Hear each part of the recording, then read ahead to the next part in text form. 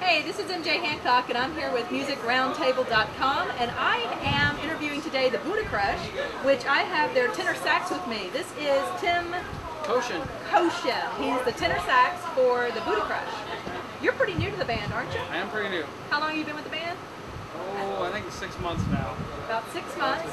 So actually, I don't think I've seen you play with the band because the CD release party was before you got with the band. Is that right? That would be correct. Okay, so I actually haven't seen you play, but I'm sure you went through the audition process. Oh, we've been through the whole deal. It was rigorous. So where are you from? Originally? Yeah. Originally, I'm from Sioux City, Iowa. Iowa. Which is... So did you come to Houston for our music scene? Kind of. Really? Kind of. Tell me more. Well, I was actually brought down by H&H Music. Is that right? So you're a teacher? I'm a repairman. Repairman of... Musical instruments. What's your proper name? Repairman is a... musical instrument repair technician. Oh, I thought they had a name for those people. Not really. Okay. So The guy in the back that they hide in the closet who fixes stuff. So you're the guy, so you're doing that right now? You repair Yeah, I instruments? do. Until we get a good record deal. Okay. So what kind of instruments do you repair? Woodwinds, brass, strings, guitars. Well, that's handy in a band as big as the Buddha Crush. A little bit. I do end up working on horns. I would imagine you do. So what's your background? How did you learn the tenor sax?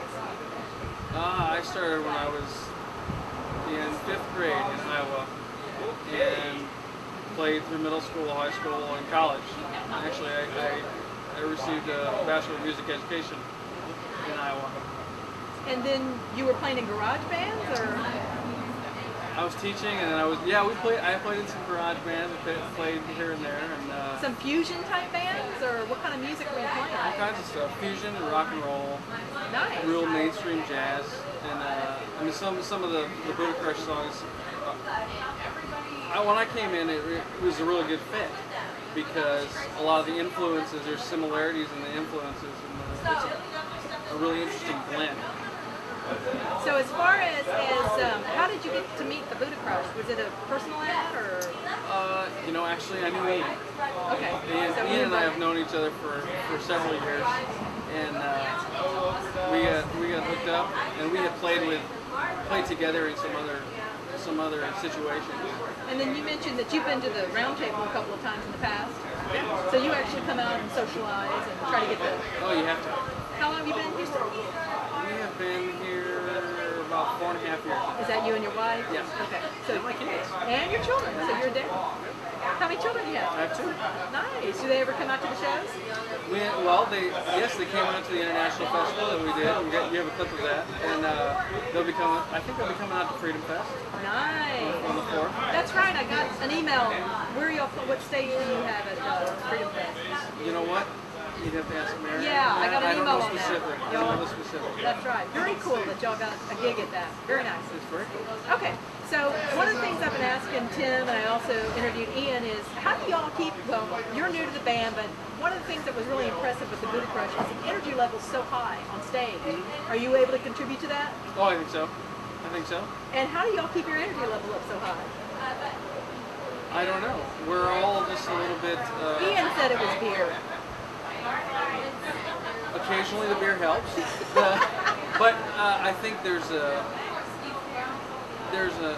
outlet that we all need. I think we all have that need, and when we get on stage, it's on. We just go. Oh, it's definitely there. Yeah. The Buddha Crush has a great presence. Yeah, and Tim, I think Tim really. We all contribute, but I think for me, I kind of feed off Tim and Ian, and we all. It all feeds on itself.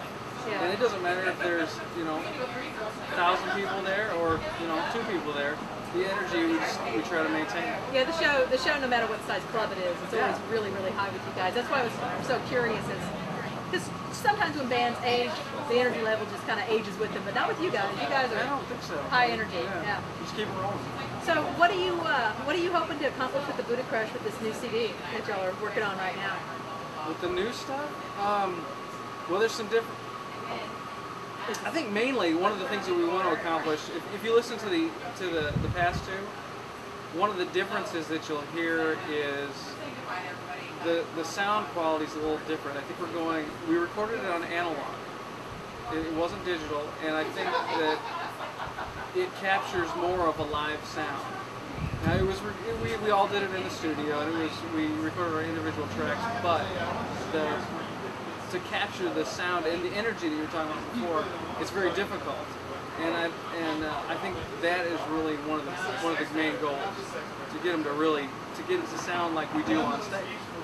Nice. And y'all are doing some in studio and some live, or everything's in studio live? So right now everything's in studio, but we did it all analog, and so it's all on tape.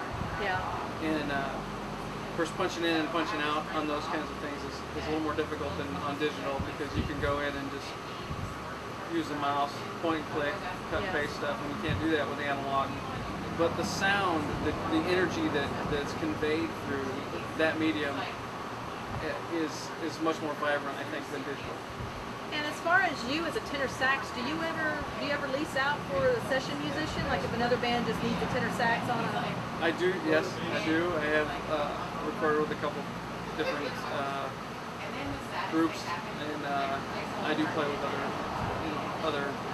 Yeah, the reason why I asked that is because I've worked with Shannon Cutts, who's a mandolin player. Mandolin players are so rare and unique that she records as a keyboardist, but she also plays. She was like #2 in our state as a mandolin player, bluegrass, and so she gets a lot of gigs just session musician. She gets paid by the hour to go sit in on the mandolin, and I know other people that play unique instruments. So the tenor sax is pretty unique. It's not.